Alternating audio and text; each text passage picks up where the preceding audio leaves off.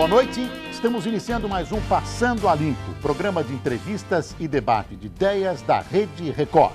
Os entrevistados desta noite são José Mindlin e sua filha Betty Mindlin, que vão falar sobre seus livros, o especialista em estética de óculos Miguel Giannini e o candidato à presidência da República, Enéas Carneiro, que já está aqui comigo. Boa noite, doutor Enéas. Boa noite, senhor.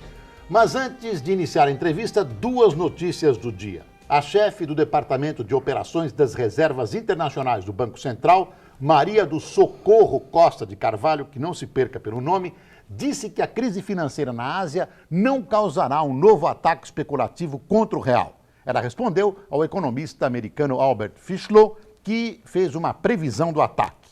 E chegou à Indonésia o primeiro grupo de técnicos do FMI. Junto com assessores do governo dos Estados Unidos, eles vão estudar um programa de emergência para o país que vive dias de muita tensão, até política, por causa da crise financeira. Você pode participar do Passando a Limpo por telefone, fax ou correio eletrônico. Tome nota, o telefone é 011-8261009. O número do fax é 011-8261320. E o e-mail é passandoalimpo@rederecord.com.br. E vamos conversar com o presidente do Prona e virtual candidato à presidência da República, Enéas Carneiro, que apareceu na televisão como candidato à presidência da República, com aquele 1 minuto rápido, 15 segundos, onde ele dizia: eu sou o Enéas, e acabou fazendo bonito na última eleição presidencial, com 7%, o senhor me disse, dos votos, mais que Orestes Quércia. Doutor Enéas, prazer em recebê-lo. Eu quero saber, o senhor é mesmo candidato de novo à presidência da República? Senhor Boris, só se pode ser candidato após a convenção, como o senhor sabe. Mas o partido que nós criamos em 89 está absolutamente coeso em torno do meu nome, de forma que, com certeza, o meu nome será indicado na Convenção Nacional para ser o candidato do partido à presidência da República. Se eleito presidente da República, quais são as suas principais ideias? São as mesmas? Se as mesmas, reconte-nos, doutor Enéas. Estou olhando para o hábito do relógio. Veja o senhor, o Brasil vive um problema seríssimo, e não só ele, praticamente todo o terceiro mundo, que é a submissão a um sistema financeiro que está absolutamente falido. Eu estou falando do sistema financeiro internacional. O senhor acabou de dar uma notícia nos momentos que precederam, o nosso diálogo, em que o senhor disse que o Brasil não sofrerá impacto da crise na Ásia. Eu disse não, perdão, quem disse o senhor, foi a dona Socorro. Perdão, o senhor transmitiu a notícia, desculpe-me. Eu tenho aqui uma revista recentíssima, agora de janeiro, desse momento agora, é o EIR, que o senhor conhece também. Posso mostrar? Pode, por favor. Executive Intelligence Review, É a edição agora de 2 de janeiro, se o senhor me permite. Quem escreve é o senhor Lindo LaRouche, conhecido internacionalmente, e ele tem um artigo interessantíssimo que ele diz o cometa da ruína, do desastre do que vai ocorrer. E ele diz especificamente isso, é uma autoridade internacional, e ele diz que é preciso estabelecer novas regras, é preciso que se estabeleçam novas regras, tal como se fez em Bretton Woods. Ou seja, o que está ocorrendo não é nenhum fenômeno isolado. Existe hoje um crescimento que é exponencial dos derivativos financeiros. Doutor Enéas, até o Fernando Henrique, desde a posse dele, vem gritando isso, que precisa se estabelecer um regrário novo, talvez um Bretton Woods novo. Mas quando o senhor me perguntou, então, o que tem que ser feito, a resposta é clara, é ruptura com o sistema financeiro internacional. Não há saída mais num sistema que aí está. Essa é a questão crucial. O senhor acha que um país hoje consegue romper e sobreviver? Talvez o Paraguai, com todo respeito aos nossos irmãos do Paraguai, mas talvez não consiga porque ele não tem aquilo que é fundamental, que é riqueza. Eu estou falando, veja o senhor, de riqueza verdadeira. Eu estou falando, por exemplo, de matérias-primas. O senhor dirá, mas elas não valem nada hoje no mundo moderno. Não valem porque os cartéis internacionais, com o aval e a aquiescência dos governantes dos países emergentes, os cartéis internacionais fazem com que o preço das matérias-primas seja aviltado. E assim a gente entende como é que a tonelada de ferro custa em torno de 15 a 17 dólares. Doutor, o senhor está propondo o isolamento do Brasil. Quase isto. O que eu estou propondo, veja o senhor, é aquilo que uma autoridade internacional propõe, dizendo o quê? E não sou eu. Vamos citar nomes. Quem me assessora? Pessoas que me dão informações com as quais eu estudo, com as quais eu aprendo e de cujo convívio eu participo permanentemente. Vamos citar, por exemplo, o professor Marcos Coimbra, que é conselheiro da Escola Superior de Guerra. Vamos citar o professor Adriano Benayon do Amaral, que é doutor em Economia na Universidade de Hamburgo, e muitos outros, né? Para andar depressa. Veja bem, a situação é de crise. E ela é de crise iminente. O que aconteceu foi só uma ligeira amostra. Quanto gira por dia? Qual é o valor do que gira por dia no mercado internacional em dólares? Talvez 3 trilhões, um pouco mais. O senhor há de convir que isso é metade do produto bruto americano e não há riqueza para isso. Isso é uma bolha especulativa cancerosa que vai explodir. Então, o senhor eleito presidente da República, o senhor romperia imediatamente? Não pode ser o que eu estou dizendo. Isso é todo um processo. Quando eu disse ruptura, é porque é o único caminho. Mexeríamos instantaneamente, o grupo todo, nas taxas de juros que fazem com que a riqueza agora não é a verdadeira, mas é aí papel pintado. Porque existe um conceito com a população que riqueza é o dinheiro. Não é, de fato. O dinheiro é o símbolo da riqueza, é aquilo com que se compra a riqueza. Quando eu disse que nós vivemos todo um mecanismo extremamente falso, é porque com esse papel pintado que os Estados Unidos, o senhor sabe, emitem a seu bel prazer, sem nenhum lastro mais, rompendo completamente o acordo de Bretton Woods, quer dizer, já fazem isso há bastante tempo, quando eles emitem esse papel, eles compram, por exemplo, a Vale do Rio Doce, não estou dizendo que não são os Estados Unidos em particular, os grupos econômicos, né, que dominam o planeta, os donos do mundo. Eles compram as grandes, quer dizer, todos os patrimônios, a riqueza verdadeira por preços, como eu disse, aviltados, e vão se apoderando dessas riquezas e pouco a pouco vão dominando os países. É contra isso que eu chamo a atenção desde que comecei. Só que eu fazia em 15 segundos, era um tempo exíguo, como o senhor disse. Enéas, os países, se são dominados, se deixam dominar. É verdade. Tem governos e governantes, mas a população não menos patriotas que o senhor. Não. A população não tem ideia do que se passa. Essa é a questão também mas central. A elite sabe perfeitamente mas o que então, se passa. condenemo-la. Condenemos a elite. Agora, Digamos, me diga o pois seguinte, não. Por que ninguém no mundo rompeu e surge um médico cardiologista no Brasil que resolve? Não estou sozinho. Se o senhor quer que eu cite mais pessoas... Eu quero alguém que rompeu. Um país que tenha rompido. Bom, não rompeu, mas a Coreia do Sul teve uma série de erros, mas se cresceu foi porque agiu assim. Um minutinho. Não é a ruptura... Não é um bom exemplo a Coreia do Sul. Não, agora não. Estou dizendo, agora não. Deu no que mas deu. Ela Não, mas não foi porque rompeu.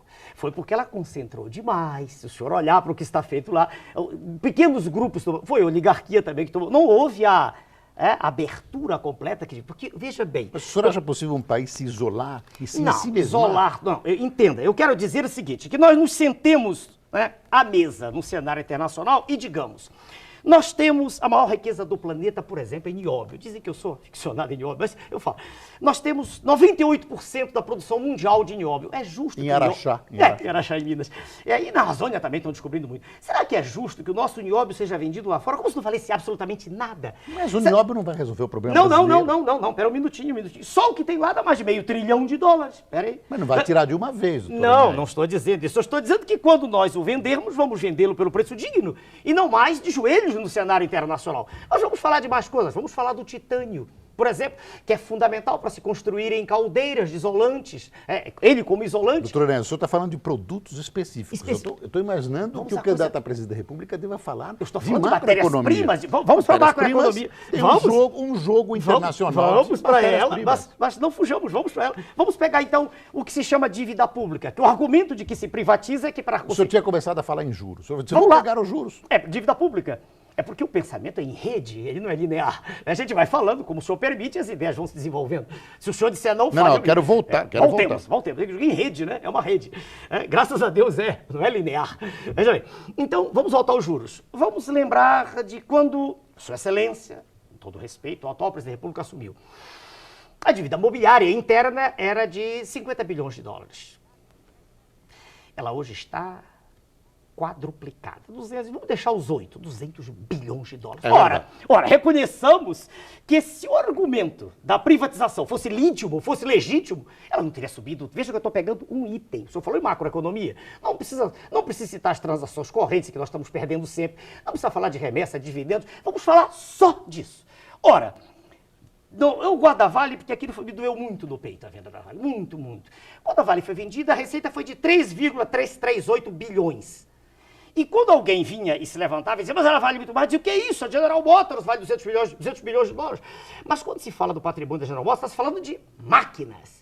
E na Vale está se falando de riqueza brutal, em que nós somos o maior detentor do planeta dessa riqueza. As riquezas não fugiram, estão aí no Brasil. Ah, mas elas... O que se vendeu, senhor Boris, foi o controle. E os donos do controle fazem o que querem. Peraí, vamos dar um exemplo. Sem ter vendido, o Manganês já tinha... Minutinho. Nós não vamos chegar a uma conclusão, nós divergimos. Não, mas eu respeito os seus pontos de vista. Eu também respeito os seus. Mas vamos para o Manganês. Pronto, que o senhor conhece tão bem quanto eu. Não, eu não conheço. Tudo bem. Eu conheço o nióbio. Tá bem, vamos para o Manganês. Vamos para o Manganês. A Serra do Navio do Amapá, lá.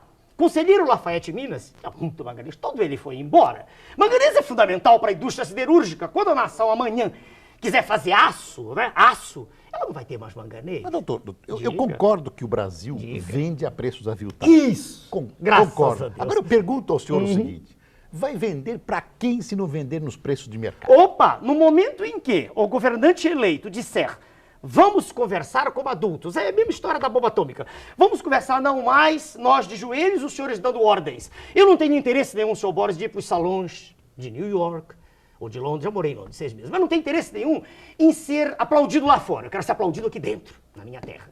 E, em chegando lá, os preços serão os preços que nos interessam. O senhor imagina, por exemplo, a região não do... se compra simplesmente, quer dizer... Quem disse? Mas quem faz? Peraí, quem constrói avião... Volta ao nióbio que o senhor disse que gosta e conhece. Que eu sei que o senhor conhece. Quem é que constrói avião supersônico sem nióbio? Vamos lá. Quem constrói microcomputadores sem quartos? Mas o senhor acha que as pessoas que vendem nióbio no Brasil são pessoas menos patriotas que nós dois? São pessoas que cederam ao sistema. São pessoas que negociaram. Não, senhor Boris, não é negociação pegar o alumínio todo e vendê-lo lá em Tucuí. Esses são erros pontuais. Eu pergunto, não, senhor Boris, aí a nossa pergunta é o que o presidente da República vai fazer. Ele vai fazer exatamente isso. Ele vai fazer com que o Brasil seja respeitado no cenário internacional, que não é atualmente. Não, mas isso é bonito falar, agora é duro fazer. Todo mundo quer fazer isso. Não, senhor. O senhor acha que o Fernando Henrique não quer isso? Mas, Sua Excelência, o presidente diz que o caminho é esse, ele diz que a privatização é fundamental e privatizam-se. Mas quem lá de fora que manda que se privatize, senão o governo federal? Peraí, vamos devagar.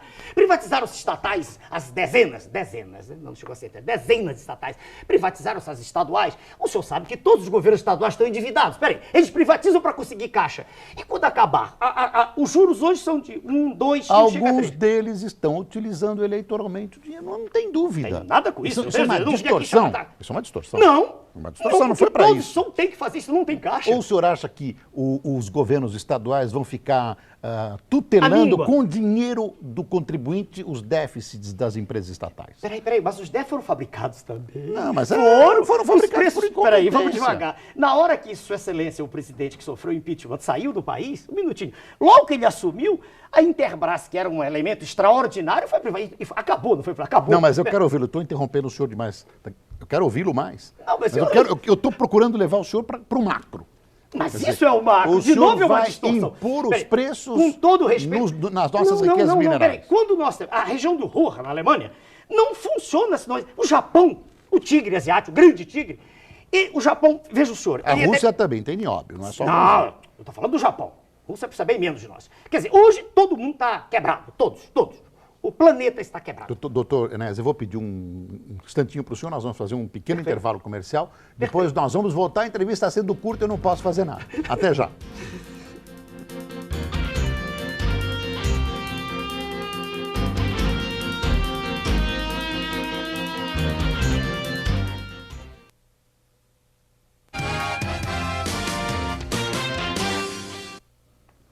Voltamos com Passando a Limpo. E antes de retomar a conversa com o doutor Enéas Carneiro, duas notícias importantes. O Papa João Paulo II passou mal hoje quando fazia o batismo de 19 crianças na Basílica de São Pedro, no Vaticano. Ele sentiu tontura e teve de ser amparado. Logo depois, o Papa, que está com 77 anos, voltou à cerimônia. E o presidente Bill Clinton pediu hoje ao Congresso americano que impeça o físico Richard Seat de tentar a clonagem de seres humanos. Clinton considerou esse procedimento profundamente inquietante, insistindo que a ciência não pode se impor sobre valores morais. Doutor Enéas, o senhor que é professor, cardiologista, O que o senhor acha da clonagem de seres humanos? É um avanço gigantesco e, como todo avanço científico, ele em si ele não é bom nem mal. Depende do uso que se fizer dele. Eu o caso concordo da com o senhor, é o caso da bomba atômica. Eu né? acho, não, a bomba atômica... A fissão nuclear é extraordinária. Ela em si, o uso dela em Hiroshima e Nagasaki foi um desastre. A clonagem para o bem será? Será extraordinária, mas ela é perigosa. É um procedimento, sem dúvida. É algo e que está mexendo com as entranhas da vida. Né? É verdade. Pois não. Doutor Enéas, eu vou Pois não. colocar as perguntas dos telespectadores, que já são muitas. O Eduardo Mendonça de Lima, que é economista de Brasília, pergunta: em 98, segundo ele, vencerá o candidato que apresentar a melhor proposta concreta de geração de empregos. O senhor tem uma proposta em que Sem ela dúvida. consiste? Tentando ser bastante sintético. A geração de empregos no Brasil tem que partir do pressuposto de que se utilizem os recursos naturais. Nós somos totalmente contrários a isso. O capital que vem de fora, porque ele realmente, a nosso ver, desemprega mais que emprega. Uma multinacional gera um emprego e, ao mesmo tempo, joga na rua 10 pessoas. É mais ou menos essa relação. Em outro dia, com o tempo, se o senhor quiser... Mas que desenvolve. recursos naturais? Naturais. O que nós temos? A biomassa. Nós podemos nos libertar da dependência energética. Por exemplo, me cite Por um fato exemplo, concreto. por exemplo, o álcool, por exemplo, a utilização de óleos vegetais e que só Dendê, por exemplo, nós podemos fazer 6 milhões de barris por dia. Quem que vai tomar tudo isso? Quem vai? Quem vai tomar tudo isso? Não, é para substituir o diesel. O senhor sabe. Eu sei, tô brincando. É claro. São óleos vegetais não poluentes que isso eu estou dando informação. Não sai do mais homem caro que a nossa... Não, senhor, não sai mais caro. Sairia Olha, não doutor sai Enéas. mais caro. Porque quando o senhor está isso, o senhor está empregando pessoas, não. O senhor não pode comparar um com o outro assim, pare. É igual o álcool, dizer que é mais caro, que é devagar. É um assunto que tem que ser Não, examinado o com álcool calma. não é mais caro, é muito mais caro. Não, também não é. Mas é outro dia. Ele é se o senhor pega a moeda sem fazer, querendo comparar R$1, sem examinar que com um o senhor gera muitos empregos. Mas aí o senhor isola o Brasil do mundo Voltamos. e faz as Voltamos. pessoas pagarem mais caro. Não, senhor, porque aí a moeda terá lastro, não será inflacionária como ela é hoje. E falsamente atrelada ao dólar com a paridade que o senhor sabe que é falsa também. Eu só queria, se o senhor me permite, eu sei que estamos no fim do programa. Não, ainda não estamos no Mas fim. quase. Eu queria aproveitar que eu comecei a falar do Japão e parei. Sim. Que é apresentado como, né, o tigre, a grande potência. Vamos só um pouquinho, não levo mais de 2 minutos. Por favor. Veja o senhor, o Japão não tem. Ele importa 100% do manganês consumido, 100% do alumínio, 100% do nióbio, 100% do cobalto, 100% do antimônio e levaríamos... 100% do petróleo. 100%. Muito bem, mas petróleo daqui a 10, 20 anos acaba. Ele vai ter que utilizar recursos próprios mesmo, né? O que se chamou de alternativa. Muito bem, imagine se o Japão, quer dizer, o ministro japonês estiver sentado à mesa, né, de um presidente da República ou o seu representante legítimo, discutindo o preço, se haverá essa condição que há hoje em que a gente praticamente paga para exportar alumínio. Para lhe dar essas informações, é claro que eu estudei. E eu tenho informações de um indivíduo que foi secretário de Ciência e Tecnologia, que o senhor conhece, há 20 anos atrás, o professor Bautista Vidal. O Japão paga preços de mercado para a Austrália de quase tudo isso, Aí, de doutor novo, Enéas. o que é o preço de mercado? Se há cartéis que determinam. É o preço da oferta e da procura. Não é mais não, senhor. Alguns não, alguns o senhor tem razão. Cartel, Alguns né? o senhor tem... As Mas esse não é um matérias-primas- problema nacional definitivo. É. É também. É dele que decorre tudo o mais. É por isso que não há dinheiro é que para nós educação. divergimos. Pô, perfeito. E também os juros extorsivos. A gente já começa a aula, nós pagamos mais de juros só para dívida interna, muito mais do que se gasta, o dobro do que se gasta com o sistema de saúde. Do que adianta fazer projetos, sentarmos no senhor e ficar, vamos fazer isso. Eu vejo como o senhor combate. Não, a doutor falta Enéas, de eu concordo com a sua análise, o seu diagnóstico. Eu não posso Com a concordar terapêutica. a terapêutica, porque, na minha opinião, ela é irrealista. É Ela utópica. respeitável sua opinião, mas teremos que discutir especificamente a terapêutica. Era fundamental. Se o senhor me diagnóstico. perguntar qual é, eu direi para o senhor que é essa que está aí, porque todo mundo adota. Isso não quer dizer nada. Todo mundo acreditava que o mundo girava em torno do planeta Terra. E era o sábio Ptolomeu que havia ensinado. Até que um abade humilde Copérnico disse que não era. E morreu, o senhor sabe, né? Preocupado com o livro dele publicado no dia da morte. Não, nem tudo aquilo que todas as pessoas repetem, ainda mais... Mas eu sou Copérnico na nossa conversa. Não é, não. Ah, Isso será outro dia. O senhor apenas tem uma máquina gigantesca do seu lado. Não, o senhor tá livre para falar. É verdade, mas veja bem, mas como o senhor mesmo reconheceu, é um tempo que ainda não é suficiente. Deixa eu fazer as perguntas e o senhor vai À vontade, colocando as suas à posições. vontade. Qual a proposta do PRONA referente à reforma tributária? O que pensa sobre o imposto único exato. é Já, o já, Augusto Vieira de Brasília, que é O comerciante. senhor Augusto, a resposta era, vejo... César Augusto. Eu vejo uma proposta extraordinária do imposto único. Não conheço pessoalmente o professor Marcos Sintra, mas tenho por ele e pelo seu trabalho uma admiração profunda e ainda mais que o imposto único ele se encaixa muito bem no modelo que nós gostaríamos de ter no Brasil. Agora, a implantação dele também de imediato é extremamente difícil. Não dá para desenvolver aqui também. Doutor Enéas, tem uma suspeita sobre o plano que eu estou colocando, que é que um telespectador coloca. Quanto custa a legenda a deputado federal de senador Carlos Roberto Buonadduti, de São Paulo, capital? Por quê?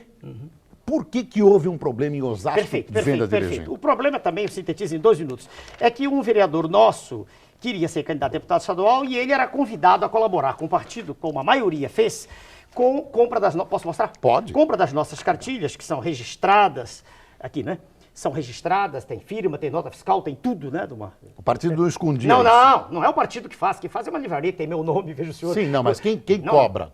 Quem cobra é a livraria através dos colegas que estão lá na Sim, mas se É. ele não comprasse, ele seria candidato? Alguns sim, que deram outra coisa em troca, deram uma cota de trabalho, nem todos compraram. Mas em particular, esse senhor que fez tudo isso, não foi por nada disso que houve a briga. É porque o nosso, naquela ocasião, o presidente, lamentavelmente, já foi afastado, ele estava fazendo isso, participou, não vou dizer que estava fazendo, num determinado momento de ágil nisso.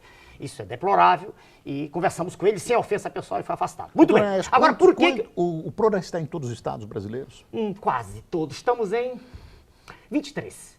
Juridicamente é 24, mas a representação do 24º é uma pessoa com a qual não tivemos contato. O partido é o partido que está crescendo. Ah, sem dúvida. Só para terminar essa questão que foi levantada, o rapaz apenas, o que nos incomodou profundamente foi o fato de ele ter adentrado pelo estabelecimento com um jornalista da Folha, que poderia fazer, mas dizendo que era assessor dele. Falsa identidade, o que é previsto no Código Penal. E com um gravador escondido no bolso. Esse procedimento nós não aceitamos e por isso ele foi expulso. Não é por aquilo que ele condenou, que nós também condenamos. Ele poderia ter recorrido à instância superior do partido. Essa é a verdade. Tanto que existe uma ata à sua disposição, a partir da qual ele foi expulso. Só por isso. Eu sei da expulsão, eu conheço a história, eu queria ouvir o relato da sua própria voz. Existe um código de ética, do qual, um Conselho de Ética Nacional, do qual o professor Marcos Cunha é presidente. Ele poderia ter escrito, ele poderia ter telefonado, ele não precisaria entrar com um gravador, isso é uma atitude, veja senhor, ele agiu a sorrelfa, ele agiu de maneira subreptícia, ele agiu a socapa, isso nós não aceitamos. E o Conselho se reuniu e indicou a expulsão, ele foi expulso. Doutor Enéas, tem uma pergunta aqui que é sempre colocada, e ela é sempre colocada de maneira mal educada, lhe xingando, mas essa eu acho que está colocada de maneira técnica, não ofensiva. Pois não. É do Gil Vicente de Toledo e Pisa e Oliveira, que é de São Paulo, capital. O senhor, por demonstrar ser um ultranacionalista centralizador, sem dúvida, ser contra as privatizações e rejeitar a ideia da globalização, já foi comparado ao ditador fascista italiano Benito Mussolini. É verdade, já me compararam. Essa colocação que ele está fazendo, na minha visão, é uma visão técnica. Como o senhor reage a tal comparação e quais seriam as semelhanças entre o senhor e Mussolini, na sua opinião? Primeiro, temos ainda quantos? 2, 3? Mais, mas eu aviso o senhor. Não, para eu me orientar. Temos 3 minutos 5 minutos. As 3 são suficientes. Temos 5 minutos. A razão específica pela qual a comparação é feita é o tom enérgico, peremptório com que eu defendo minhas teses. Não, mas aqui são coisas técnicas. Técnicas, vamos lá. Sai no O Globo uma reportagem que um cidadão, não interessa citar nome, um professor de história, historiador, manda um assistente dele fazer uma tese sobre mim, específica. Imagine, tese sobre mim, virei objeto de tese. O título da tese é A Ascensão de uma Personalidade Autoritária. E, defendendo essa tese, um cidadão, não interessa o nome, entra no partido e vê as reuniões, que é aberto, claro, lê nossa cartilha e ele diz, e daí, que eu devo ser comparado. Se há alguma coisa que define o Enéas, veja a intimidade, é natural que escreva assim, né? Acha que deve ter, é que ele é um personagem peremptório, tem a certeza absoluta de estar com a verdade. Ora, isso de posse do poder político é exatamente o comportamento que caracteriza a extrema-direita totalitária. Isso é uma falsa, não é só isso. Porque a esquerda também. Aqui há uma ignorância específica. O senhor pode estar convicto de tudo e agir democraticamente. Exatamente, como sempre fiz. O direito que as pessoas se maniam, o que eu quero é só isso, esse direito. Veja. E até hoje eu sou testemunha disso, até pelas nossas relações pessoais. Trabalhamos juntos, né? Trabalhamos juntos e eu dei carona para o senhor durante muito tempo. É verdade. Levava o meu tempo. Esse pecado o senhor não tem. Pelo menos no que fala. Pelo menos no que fala. E em todas as atitudes durante todo esse tempo. Verdade. Agora, não, e daí para a extrapolação é um Mas essas ideias, doutor Enéas, essas ideias têm um fundo não autoritário, mas tem um tom forte. Não, tem um tom tecnicamente próximo só um pouquinho mais, fascismo. Só um pouquinho. Sim. Porque há um trecho meu que eles pegaram do meu manifesto de 89, meio minuto, na íntegra. Uma gigantesca onda de desordem assola o país. Desordem que faz com que nada funcione direito, com que não se saiba quem reclamar sobre coisa alguma. Desordem que pressupõe a ausência absoluta de responsabilidade em todos os níveis. O senhor critica isso toda hora do seu programa. Mostra que falta. O hospital, o senhor faz isso sempre. Verdade, verdade. Desordem que lança os cidadãos, principalmente os pobres, num desespero profundo, numa falta de segurança ante o futuro e os faz, em última instância, acreditar em nada. A desordem tornou-se a regra do país. Política, um minuto. Não é desordem política. Um partido, sem citar nomes, tradicionalmente dito de esquerda, eu nem acredito mais nisso, mas dito de esquerda, é herança do partidão, e que de uma hora para outra começa a defender ideias neoliberais, o oposto. Isso não é desordem, peraí. Não é desordem econômico-financeira. É desorientação, não é desordem. É questão semântica, não é desordem moral, isso que o senhor ataca toda hora, essa falta de respeito com o cidadão em tudo, em hospital, escola, o senhor toda hora faz isso. Agora eu vou dizer uma pessoa do nosso lado, que é respeitadíssima no mundo, não é no país. O jornal é Correio Brasiliense do dia 7 de janeiro, por favor. Eu não falo aí com jornais, é rápido, bastante rápido. Nesse jornal, Correio Brasiliense, 7 de janeiro, eu leio um trecho só de Dom Lucas Moreira Neves, cardeal primaz do Brasil, presidente da CNBB, e que cita na íntegra um texto de sua santidade, que todos respeitamos, independentemente da convicção religiosa. Todos respeitam. Diz sua santidade, ó Papa, a justiça caminha em relação permanente e dinâmica com a paz. Ambas têm em vista o bem de cada um e de todos. Por isso exigem ordem e verdade. Ordem e verdade. Ameaçada uma, vacilam as duas. Ofendida a justiça, também a paz está em perigo. Eu faço uma pergunta só para encerrar. Sim. Sua santidade, o Papa, é fascista? Não. Nem a sua colocação é fascista. É fascista. A maneira é o seguinte, a ordem deve ser conquistada através da democracia. Claro. E a Não impressão é o que que se estamos tem fazendo? é que o senhor quer a imposição da ordem. Veja o senhor, pois se nós estivemos o tempo inteiro trocando ideias com respeito recíproco... Não, tudo bem. Então eu jamais quis... Não, eu imagino no governo. Faria o mesmo? O senhor pode baixar os generais de 60...